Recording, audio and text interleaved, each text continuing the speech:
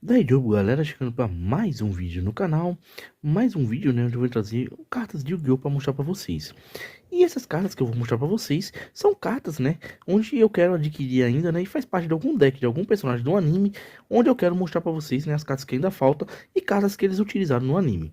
Então, eu vou mostrar, vou deixar aqui passando as cartas para vocês, né, e vocês vão vendo, né, qual foi as cartas que eles utilizaram e também as cartas, né, que eu ainda falto adquirir do deck desse personagem. Mas antes de começar o vídeo, né, curte, comenta e compartilha, se inscreve no canal se ainda não for inscrito e também me ajuda aí nas minhas redes sociais, né, me segue nas minhas redes sociais, Facebook, Instagram, Kawaii, TikTok e o Twitter, e também, né, vão lá nas minhas, no link que tá na descrição e também nos comentários, né, para poder me ajudar, né, participando do meu grupo do WhatsApp. Então é isso, galera, daí jogo.